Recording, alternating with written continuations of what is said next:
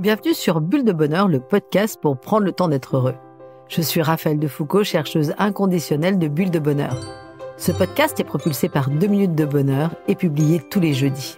Alors, est-ce que ça vous arrive de vous sentir moins bien que les autres, moins compétent, moins intéressant, moins à la hauteur ? Dans cet épisode 264, je vous emmène explorer le complexe d'infériorité qui grignote l'estime de soi-même. Alors effectivement, qu'est-ce qui le nourrit ? Comment l'apprivoiser pour retrouver confiance et joie d'être soi-même ? Et rappelez-vous, comprendre ce qui pèse, c'est aussi commencer à s'en libérer. Alors avant de démarrer, je voudrais parler de Maxime qui, au cours d'un rendez-vous avec moi, a tiré une carte de 2 minutes de bonheur ensemble qui disait qu'elle est ma plus belle réussite. Sa première réaction a été de dire « je n'ai rien d'exceptionnel à raconter ». Et je l'ai aidé à creuser, à chercher. Et il a alors repensé à un moment précis, le jour où il a osé reprendre ses études alors qu'il doutait énormément de lui.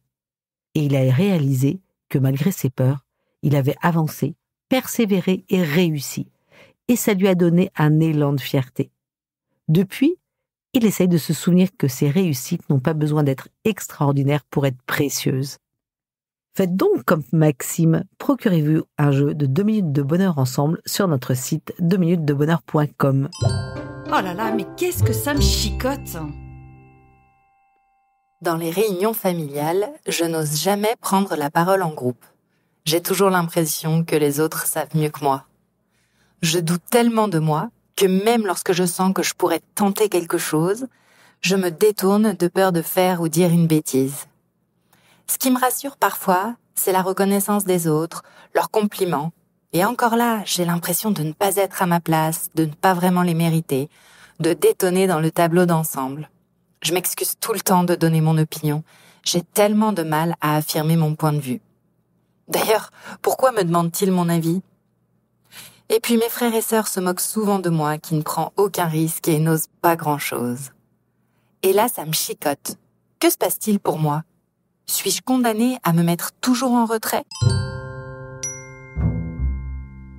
J'imagine que vous connaissez tous le complexe d'infériorité, car c'est un terme qui est passé dans le domaine du langage courant.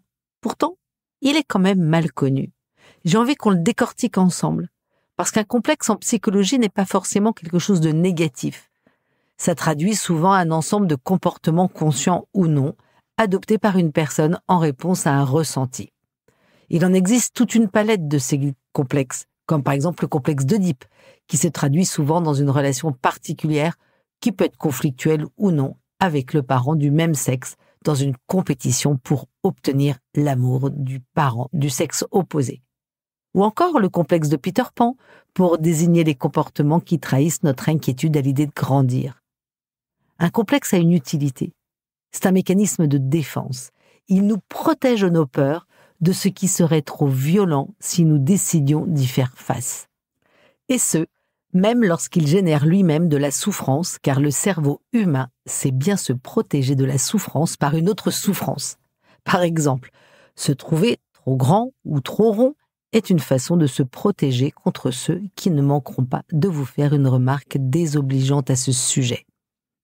Alors aujourd'hui, nous allons nous intéresser au complexe d'infériorité. L'infériorité, par nature, se définit dans la relation, dans la comparaison à un autre. Ici, c'est le fait de se sentir toujours moins bien que les autres, moins beau, moins intelligent, moins charismatique, moins talentueux ou plus maladroit, plus impatient. Bref, vous avez compris l'idée. Le complexe d'infériorité repose sur la comparaison aux autres, ce mécanisme qui empoisonne nos vies et dont l'emprise est décuplée par les réseaux sociaux. Les autres fonctionnent comme un miroir grossissant de nos petits défauts et faiblesses et leur donnent tout l'espace, si bien que nous ne voyons plus que ça. C'est par exemple une femme qui voit le charisme fou de son mari qui s'exprime si bien lors des dîners avec les copains. Et de ce fait, elle n'ose plus prendre la parole, tant elle se sent toute petite à côté. Le complexe d'infériorité est comme une loupe malfaisante qui nuit à notre estime de nous et nous empêche de nous voir tels que nous sommes. D'après Alfred Adler, psychothérapeute autrichien du début du XXe siècle, le complexe d'infériorité est un passage obligé dans la vie humaine. Il trouve sa source dans la petite enfance, au cours de laquelle nous sommes naturellement en situation d'infériorité par rapport aux adultes. Au cours de cette période, l'enfant développe des mécanismes de compensation qui le forcent à se dépasser pour gagner en contrôle sur son environnement. C'est ce qui lui permet de développer ses capacités, son autonomie et de gagner confiance en lui.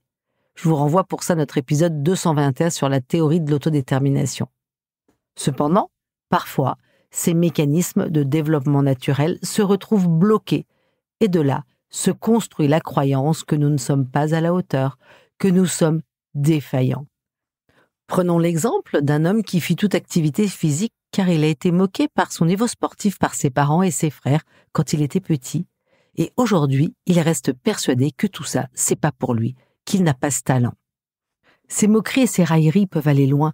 Je pense à une petite jeune fille qui souffre d'anorexie et qui me racontait que quand elle était petite, ses frères l'appelaient Athènes.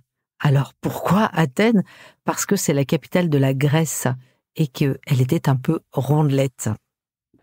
Donc ce complexe se matérialise dans la vision distordue, caricaturale de la réalité.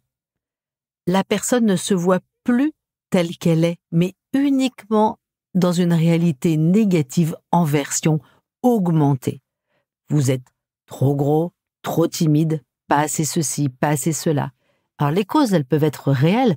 Peut-être qu'en effet, vous êtes quelqu'un de réservé. Or, sous l'effet de la comparaison à l'autre, vous ne voyez plus que cela. Et votre timidité prend toute la place, vous empêchant notamment de voir toutes vos forces. C'est comme si vous regardiez la réalité avec une seule paire de lunettes, et cette paire de lunettes, en plus, elle n'est pas ajustée. Ça me fait penser à une jeune maman qui m'a raconté que l'autre jour, elle était avec son mari à la sortie de l'école et elle discutait avec une autre maman.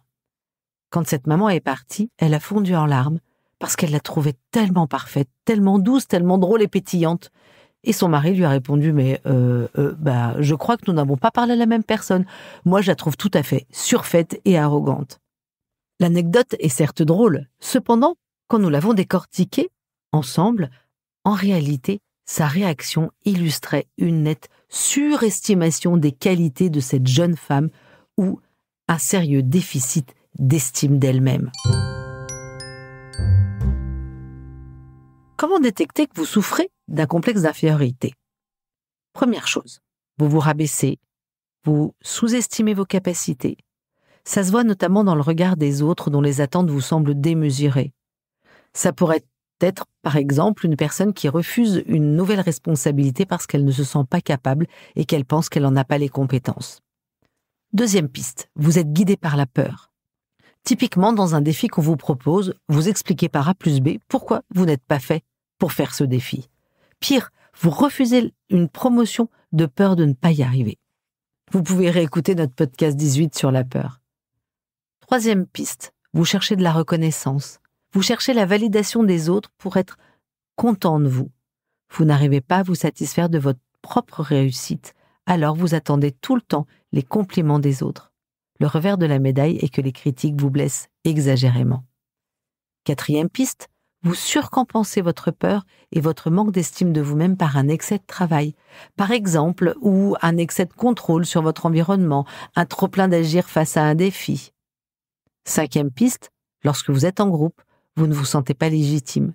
Les autres sont tellement mieux que vous ne sentez pas votre place. D'ailleurs, vous vous excusez tout le temps de tout, d'être là, de parler, d'avoir une opinion, de mal faire.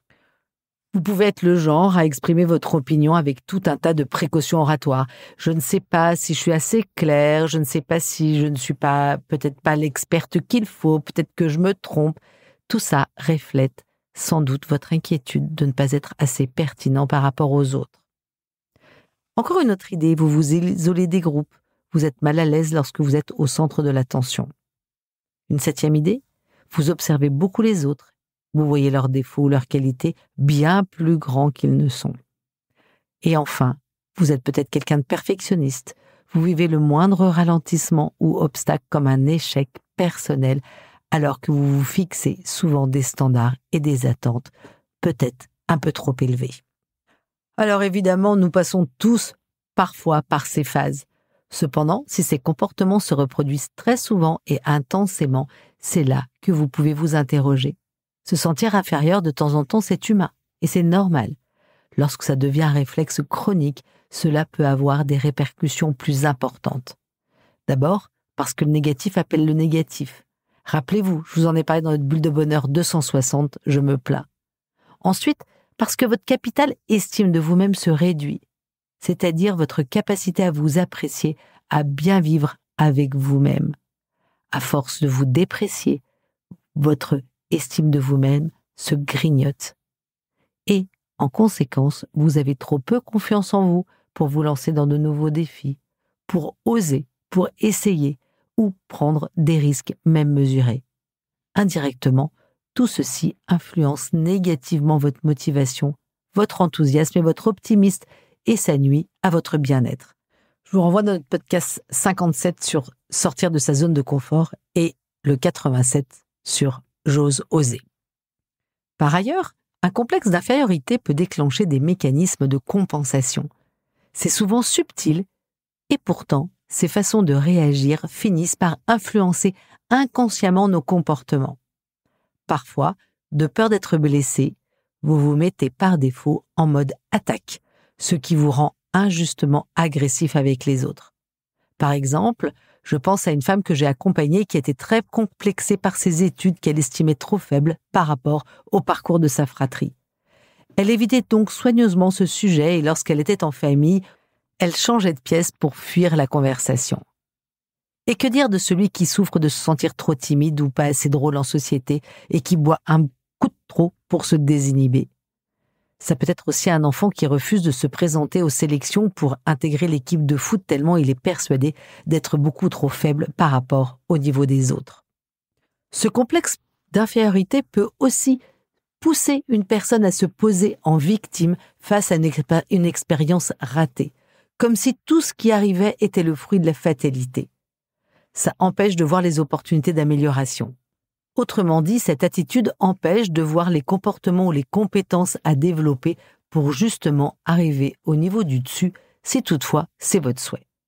Vous voyez bien ici qu'en plus de vous empêcher d'être vous-même, le complexe d'infériorité peut aussi troubler vos relations aux autres, pourtant tellement importantes à votre bien-être durable. Allez, je change de regard. Comment combattre ce complexe d'infériorité? Je vous propose 6 pistes. Première piste. Faites délibérément un pas de côté. Regardez-vous de façon neutre, comme si vous observiez quelqu'un d'autre. Contextualisez les situations pour repérer les moments où s'exprime votre complexe d'infériorité. Demandez-vous ce qui signale vraiment, et j'insiste sur ce mot, que vous êtes moins bien que les autres. Regardez la supposée supériorité des autres et votre soi-disant infériorité en vous demandant si elles sont bien réelles. Deuxième piste. Acceptez vos imperfections? Alors, plus facile à dire qu'à faire. Nous avons développé ce sujet avec l'aide de la formidable Brené Brown dans notre épisode 160 sur la honte et le perfectionnisme. Nous sommes programmés pour la performance et la perfection. Souvent, nous avons internalisé qu'être parfait ou correspondre aux attentes de nos proches était le seul moyen d'être aimé, d'appartenir à un groupe, ce à quoi bien sûr nous aspirons tous. Notre biais d'auto-évaluation joue à plein, ce mécanisme du cerveau qui vérifie, via la comparaison aux autres, que nous correspondons aux standards, que nos capacités, nos opinions et nos valeurs sont bien alignées avec celles du groupe. Par ailleurs, notre estime de nous-mêmes est souvent conditionnée au regard des autres. Nous avons besoin d'être validés par tout le monde. Ainsi, nous nous efforçons de rentrer dans le moule. Nous avons tendance alors à modeler ce que nous sommes pour adopter des attitudes et des comportements approuvés par le groupe. C'est ce que j'explore dans notre deuxième épisode sur les recherches de Brené Brown, dans l'épisode 141 « Je ne peux pas plaire à tout le monde ». Prendre conscience de nos biais est la première étape pour nous reconnecter à nous-mêmes et accepter nos faiblesses et nos vulnérabilités. Personne n'est parfait et c'est précisément ce qui nous rend uniques, importants et aimables. Ce sont ces imperfections qui nous connectent aux autres et nous permettent de bâtir des relations durables. L'authenticité et la vulnérabilité, le fait de faire tomber les masques que nous portons sont des étapes précieuses pour se réapproprier notre dignité individuelle et reconstituer nos réserves de confiance en nous. Troisième piste, efforcez-vous de combattre votre propension à vous comparer. Alors ça peut passer par tout simplement couper les sources de comparaison. Je pense par exemple aux réseaux sociaux qui peuvent présenter une réalité factice qui, hors contexte, est souvent une source d'insatisfaction de nos vies car celle des autres a l'air tellement mieux. Et puis, entourez-vous de vraies personnes et rapprochez-vous des gens qui sont bienveillants, empathiques et positifs. Prenez large de ceux qui sont systématiquement dans la critique ou qui ne se montrent que rarement tels qu'ils sont. Quatrième piste, libérez de l'espace pour vous-même. Cultivez vos talents, vos différences et renforcez vos forces. Être différent des autres n'est pas le signe que vous êtes moins bien que les autres. C'est ce qui fait que vous êtes vous-même aimable pour ce que vous êtes. Pour ce faire, je vous recommande de vous concentrer sur vos forces et vos talents plutôt que d'essayer à tout prix de gommer vos imperfections pour devenir une autre version de vous-même qui, par essence, sera moins bien. Et oui, la reconquête de l'estime de soi passe par votre capacité à cultiver vos talents et les occasions ne manquent pas de le faire. Vous pouvez réécouter notre épisode 24 sur les talents et les forces pour commencer à travailler sur ce sujet. Une autre piste ? Célébrez le positif. Félicitez-vous. Soyez votre meilleur ami. Tenez un journal de gratitude dans lequel vous gardez une trace de vos joies, de vos émerveillements, de vos petites victoires. Cela va vous apprendre à vous valider et à vous encourager vous-même. Vous allez gagner en autonomie affective, ce qui est libérateur. C'est un réservoir précieux où puiser pour recharger vos batteries et votre confiance en vous. Et enfin, dernière piste, vous pourrez essayer de nouvelles choses, prendre plus de risques et même déconstruire vos mécanismes de compensation. À quand le moment où vous allez oser exprimer votre désaccord avec vos frères et sœurs pendant le prochain repas de famille ou proposer une approche différente en réunion ou tout simplement pousser la porte de la salle d'escalade parce que vous mourrez d'envie d'essayer. Sortez de votre zone de confort parce que oser est un carburant puissant pour augmenter vos capacités et aussi renforcer votre estime de vous-même, vous sentir plus autonome et capable. Et c'est ainsi que vous allez garder votre motivation et renforcer votre bien-être. C'est un cercle vertueux. Alors maintenant, à vous de jouer. Et hop, je me lance. En bref, si je résume, le complexe d'infériorité, 1. est un mécanisme de protection contre nos faiblesses supposées et contre les critiques. 2. nous fait voir les autres en mieux et nous-mêmes en moins bien. 3. peut se combattre en célébrant ses talents et en s'acceptant tels que nous sommes. À vous de jouer, chers auditeurs. Cette semaine, la carte de 2 minutes de bonheur vous propose de marquer une pause la prochaine fois que vous vous comparerez aux autres et de vous parler comme si vous étiez votre meilleur ami.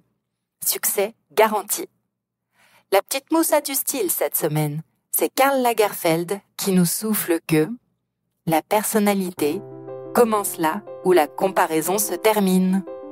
Avec Bulle de bonheur, prenez le temps d'être heureux. Merci pour votre écoute. Si vous avez aimé, dites-le nous avec 5 étoiles.